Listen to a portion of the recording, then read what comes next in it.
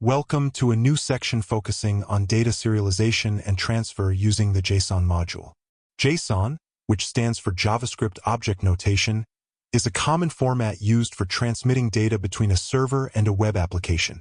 Its human-readable, text-based format makes it indispensable for modern programming.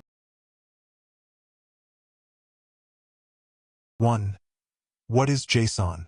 JSON is a lightweight data interchange format. It is essentially text organized as key-value pairs, very similar to Python dictionaries. Because it is language-independent, it is used everywhere to exchange data between different programming languages. 2. Python's JSON module. The standard JSON module in Python provides all the necessary tools to work with JSON data. Crucially, JSON data, when received or read, is initially just a string of characters in Python. We need the JSON module to convert this string into usable Python objects like dictionaries or lists. 3. Serialization and deserialization. There are two core concepts in this process. First, serialization converts a Python object like a dictionary into a JSON formatted string. In Python, this is called dumping the data, often done with json.dumps. Second, deserialization converts a JSON formatted string back into a Python object, which is called loading the data, done with json.load. 4. Python to JSON type mapping. It is important to know which Python types map to which JSON types. Python dictionaries become JSON objects. Lists and tuples become JSON arrays. Simple data types like strings and numbers convert directly, and Python's none becomes the JSON null keyword.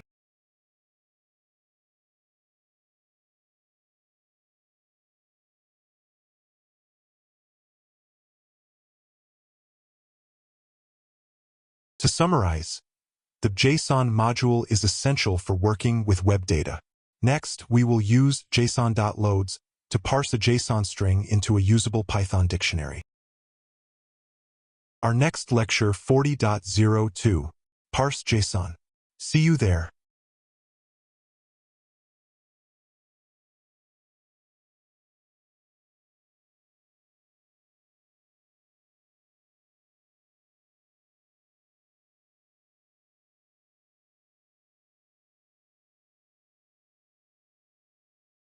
Welcome back.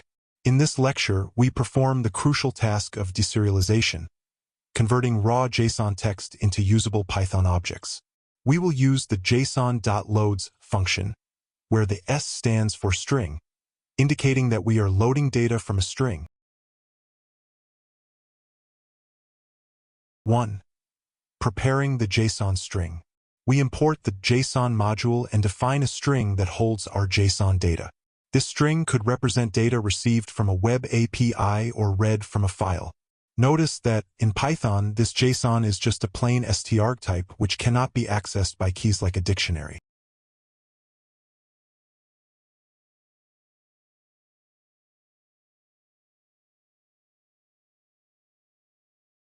Two.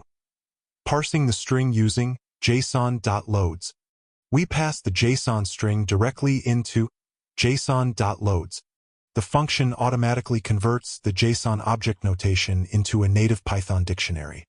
The type of Python_data is now dict, making it fully functional for Python operations.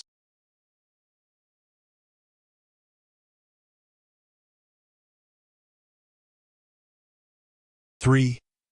Accessing and modifying data.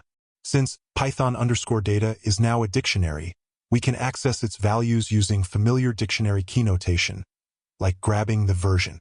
We can also modify the data, just as we would any standard Python object, changing the version number or appending a new string to the tags list. This is the whole point of deserialization, making the data natively accessible.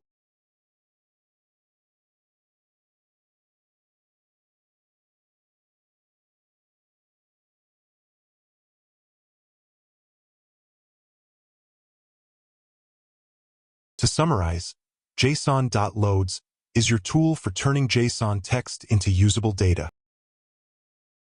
Our next lecture 40.03, Parse JSON to file. See you there.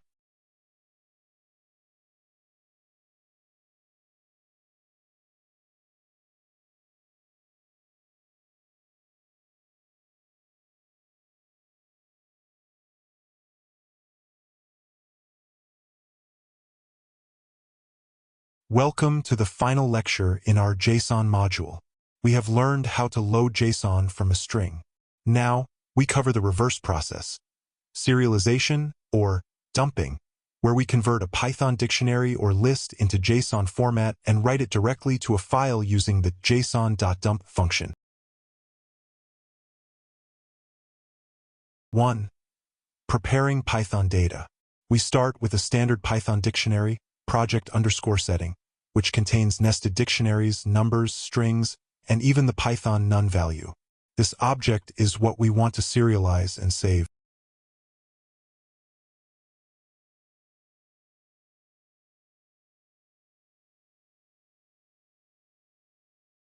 2.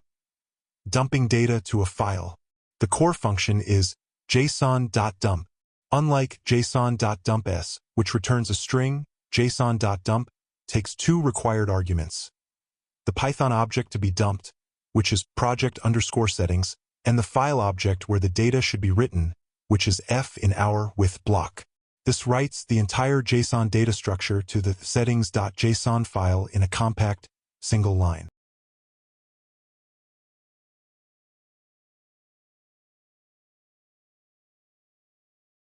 3. Pretty printing with indent. While the compact JSON is machine efficient, it is hard for humans to read. We can format the output using the optional indent argument. By setting indent to 4, Python adds 4 spaces of indentation for each level of nesting, making the output file much more structured and readable for debugging or configuration purposes.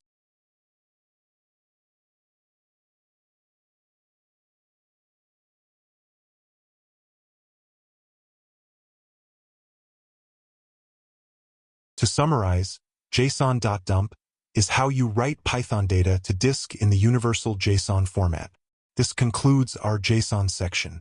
Next, we will begin our introduction to the modern data application framework, Streamlit. Our next section is Introduction to Streamlit, starting with Lecture 41.01. Introduction. See you there.